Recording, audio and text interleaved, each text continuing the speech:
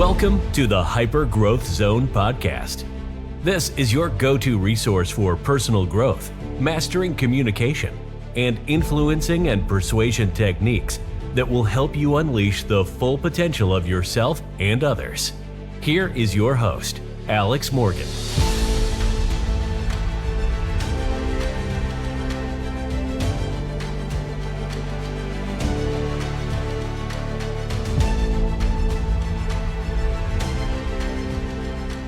Welcome to another episode of the Hyper Growth Zone podcast. My name is Alex Morgan, and I'm a master trainer of hypnosis and NLP. And on this episode, we welcome Whitney Hahn, who is a seasoned business advisor with over 2 decades of leadership and sales enablement know-how. She's the expert that small business leaders turn to when they are hungry to provoke better returns from their hard work. Whitney's approach is empathetic, energetic, and full of tough love. With Whitney's guidance and proven frameworks, navigating business growth becomes simpler, more efficient, and a lot more fun. Ready to optimize your business for revenue and time? Whitney is here to guide you. Welcome, Whitney. Thanks so much for coming on the show. I appreciate you being here. Alex, it's great to be part of the Hyper Growth Zone. Awesome. And I'm excited to have you on because we were kind of talking that we could really focus on business owners who want to really obtain personal growth. And one of the things that you focus on is me-conomics. So can you explain to everyone what me-conomics is? Because I'm fascinated myself by this. I can absolutely explain it, and I promise you it will be far more interesting than whatever macroeconomics class you may have taken in college.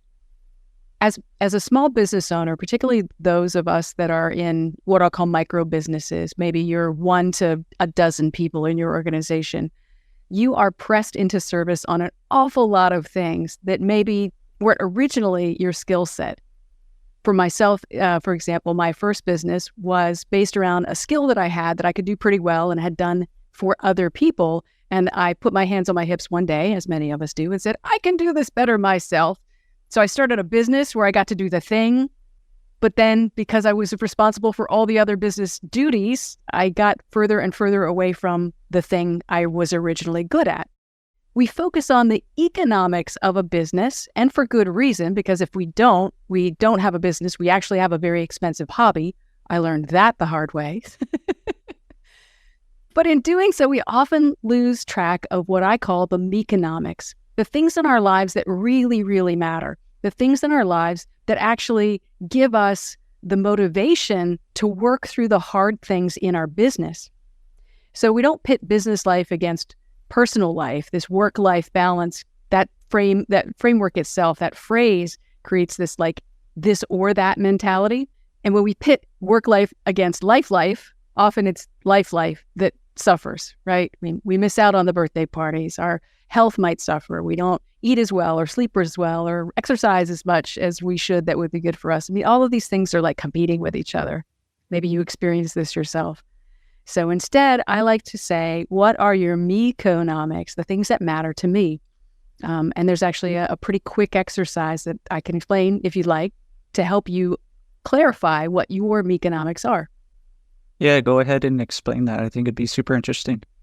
Well, grab a piece of paper and you can make some notes for yourself as we go. I hope you'll find this an interesting exercise for you.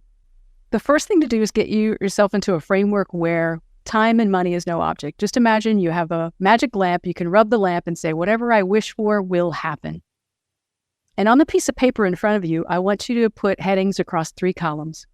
The first one says experiences. The second one says knowledge. And the third column says contribution. Experiences, knowledge, contribution.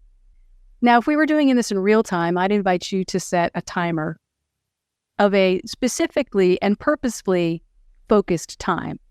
If you have an hour to do this exercise, it actually takes way too long and you get lost. Set a timer for like 3 minutes, 5 minutes tops.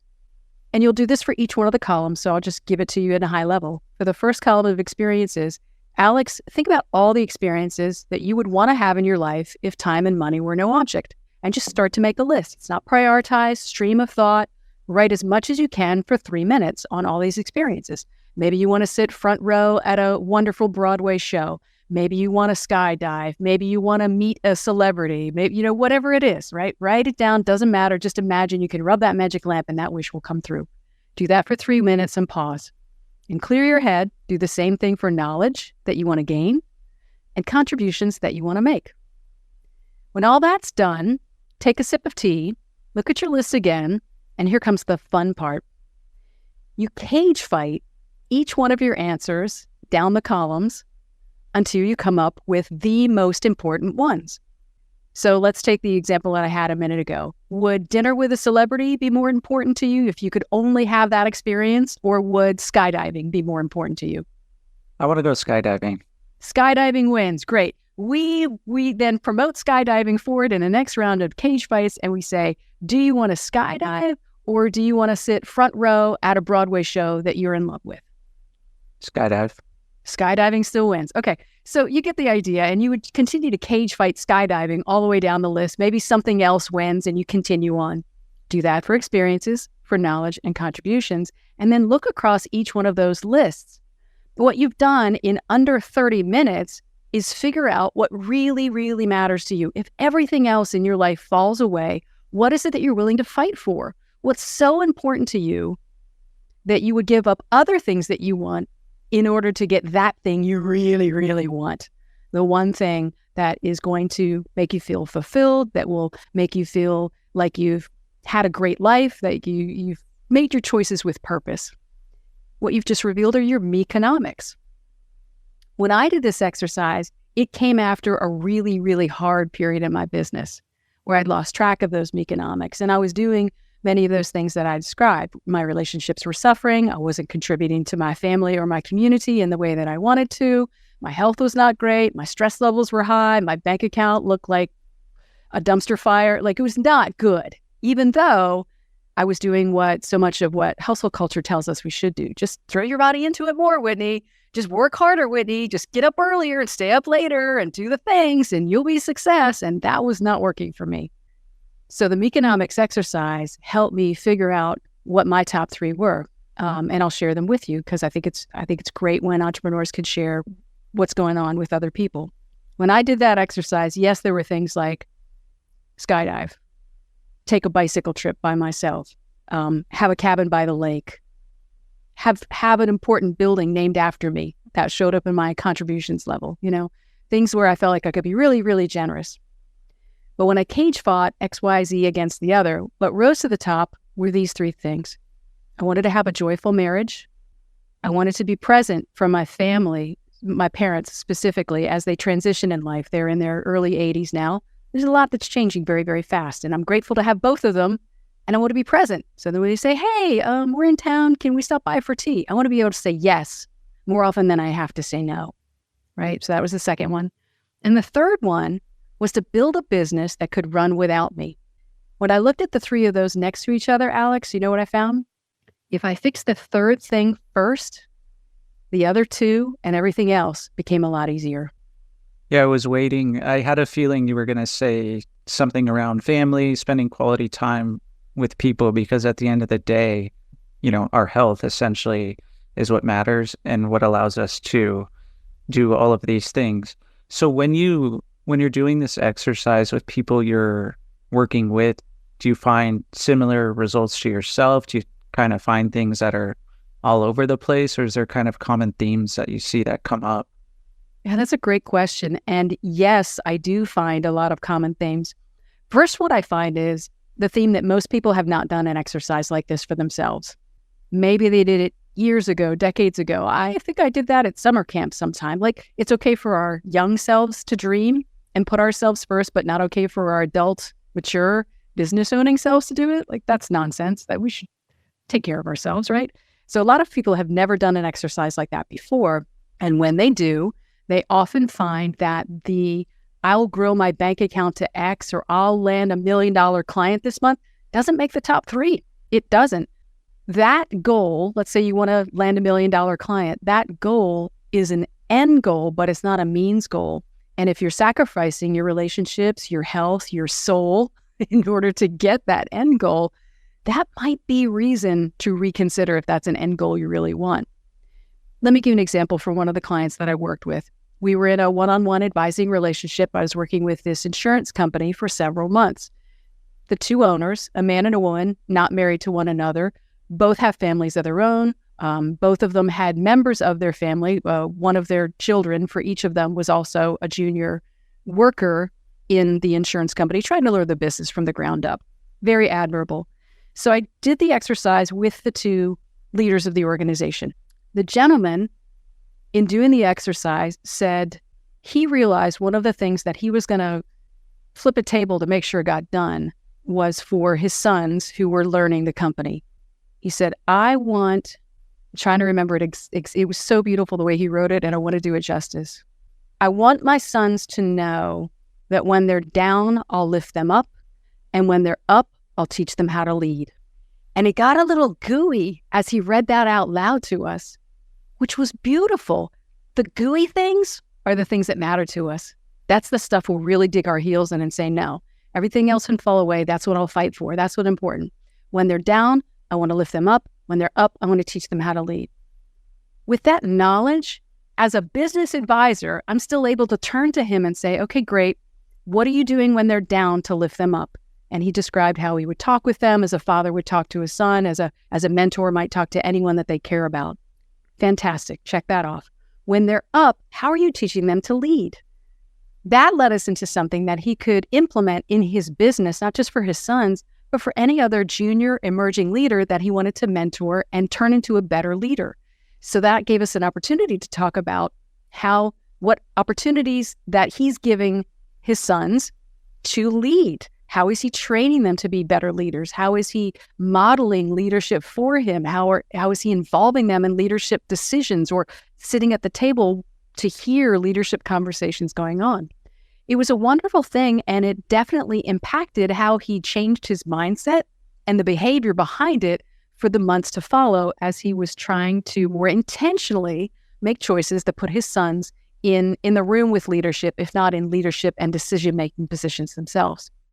The thing that I was thinking as you were saying this and describing this exercise is it's kind of like finding our core values in a way. Like, yeah, essentially, we're going to see, hey, this is what's most important to me. And when we know what's most important to us, we're going to be motivated. Plus, we're going to put time, money, energy. We're going to put our resources into actually achieving this. So when you designed this me-conomics, were you thinking in that way, or was there another way about how you were actually thinking about this? When I first created the exercise, and it's based on an exercise that another person has done that I modified for my own uses. But when I first did it, it was just to try to help bring some order to the noise and the spaghetti that was in my head. I was in a place, as I've described, that wasn't great at the time, and everything seemed of equal importance to me. It seemed like it all had to be done. It all had to be done now. It all had to be done to an A+ level. Like, I was definitely deep in the hole of a lot of self-negative talk, telling myself I wasn't good enough and I couldn't keep up, and I was overwhelmed and stressed out. It was just not a great place. So I did the exercise almost as a Hail Mary to figure out if I could get some order. Well, everything can't actually, that's a myth. Everything can't actually be of equal importance. What's really important? Thinking that I was going to prioritize my work list, when in fact I got something much better. I got to prioritize my life list, and then got to look at work as a means to fulfilling what I wanted in life, when for far too long I'd done it the other way around. Life took the backseat, work was the master, and I was in a bad place. I was in a negative spiral. So this is very, very clarifying. I went on to repeat this exercise with my entire team. I had 7 people on staff at the time. We did the exercise together. As much as people were comfortable doing so, we shared results with one another. And then most people on the team felt comfortable enough putting their results on a piece of paper, and we put it up in the kitchen. So every time we went in for coffee, for our lunch, whatever, we could look at everyone else's me-conomics and say, hey, Alex, I saw that on your list you had skydiving.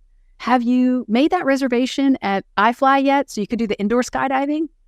And so we started to hold each other accountable to trying to move closer and closer towards the things that we each said were important to us. that all by itself, you want to talk about like a workplace bonding experience, that was incredibly powerful. And then as someone created an opportunity for themselves to check something off the list, they tried skydiving or they got a step closer to it by watching skydiving videos. However, it's your dream. You get to define what progress looks like to you. As they did that, when they shared it with everyone else, kind of made a big deal out of it. Like we would applaud and we would we would mark the little progress meter on their sheet, or we would cross it off their sheet. And did you take a picture? Can we post the picture? We wanted to celebrate each other as human beings, not just as work beings. I think that gets lost a lot. I was thinking my next thought was like, if you were to do this with a team, like how would they collaborate on it and everything? Would they then be like, hey, I'm also kind of interested in what you have on your list. So, hey, here's maybe what I would do to achieve it and start bouncing ideas. So that's kind of where I went next. Anyway, it was what I was thinking. Can you answer the question before I even asked it? Because that's what I was thinking as you were good talking. So that's really interesting. I'm going to go ahead and eventually do the exercise. I have the 3 columns written out here. So I'm definitely going to do it. And I think I should probably try this with a few of my clients as well eventually, because it just gets them thinking. And the other thought, because I do a lot of work with the unconscious mind, when you kind of said their life, I was thinking, well, this is a way that people can kind of design their ideal future and look at it like this way as well. You definitely can. To make it easy for you, Alex, too, I'll put the resource on my website for listeners of Hyperfocus. So just go to provokebetter.com/hyper. And I will put the resource for me-conomics along with a recording that I've done to help walk people through it in a fashion that's a bit more robust than what I just did you shortcut here on your podcast. It'll give you a lot of the prompt questions to think about, some ideas you can generate for experiences, for knowledge, for contribution. So again, that's provokebetter.com/hyper. And that's a free resource for you. Perfect. Thank you. I'll go ahead and put that in the description of the episode as well, so everyone can go to it, because I think it would be a good exercise to do. One of the other things that I wanted to dive into was, you have this myth that you have on your website that I thought was really interesting. So I wanted to know how you thought about it, that business leaders always know what to do next. So why is this a myth, and why do you have it on there as a nice headline for people to see? As I was early in my career working for other people, I know that I looked up to my supervisors, to the business owners, and made an assumption that somehow, magically, mythically, they always knew what to do next. Everything they did was very intentional and very strategic. It was the smartest possible decision.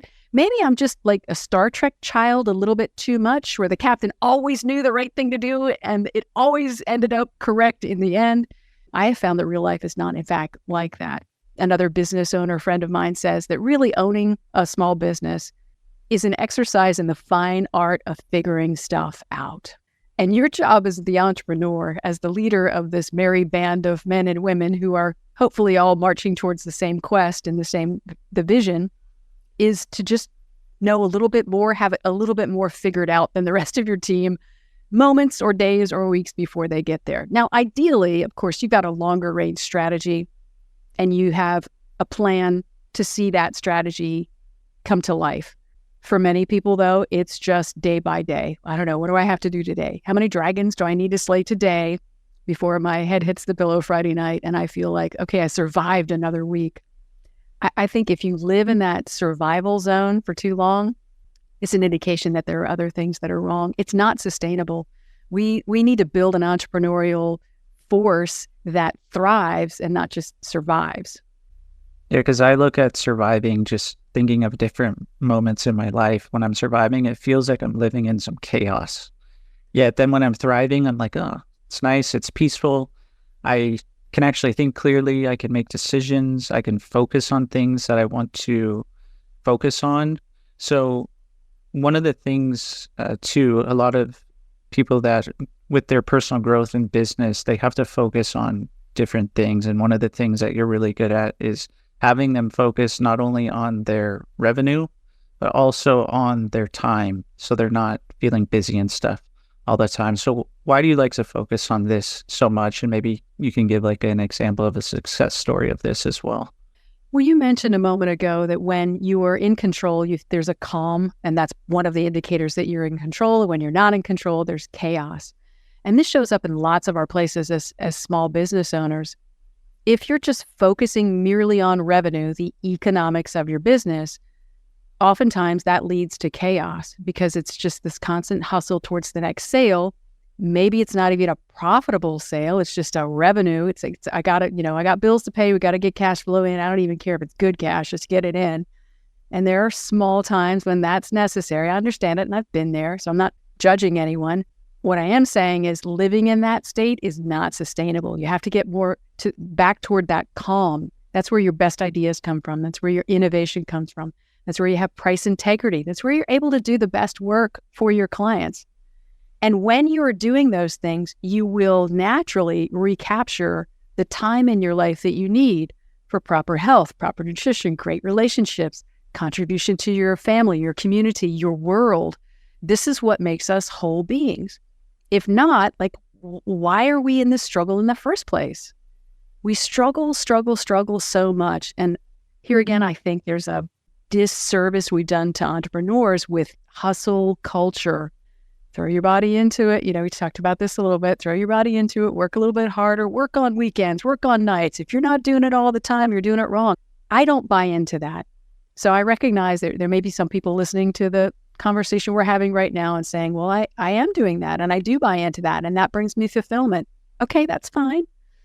It didn't work for me is what I'm saying. And I work with a lot of individuals who have admitted it's not working for them either.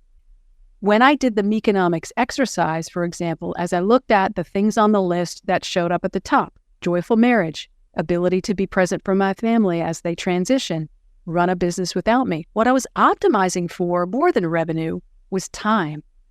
If I had simply put, for example, you can have more revenue or you can have more time to do what you want to do, I would say I probably have enough revenue. What I want more of is time. And so over the last few years, as I work with the clients that I work with, I'm looking at both of those things at the same time. There are seasons in our life as people, as entrepreneurs, where you need to put in a few extra hours because you're building towards something. Give yourself a deadline, build toward it for that time, and then take a vacation. Take a little time off. Take time to savor what you've accomplished. But if you're constantly at work, everything else in your life is going to suffer. So I like to build in systems. I like to optimize businesses. I like to optimize processes. I like to optimize training. All of those. I like to use technical tools, technology, AI, whatever it is that makes sense for myself or for the clients I work with that optimizes not just their revenue, but also their time.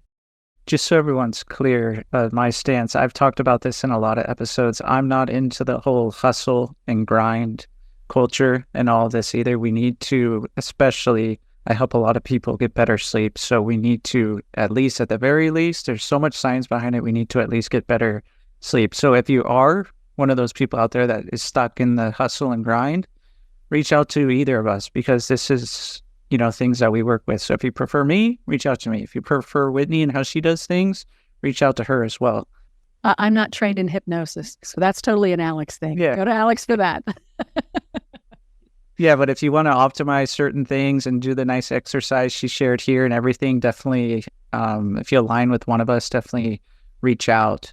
Now, one of the other things with this, because we do have limited time's essentially the only limited resource, depending on how you look at it. Some people might argue this or not. So how can people do more in less time? You talked a bit about systems and things like this. Is there anything else that you would recommend to really help people personally grow in their business and everything in this aspect? Great question. The first thing you need to do is understand what your top economic business drivers are.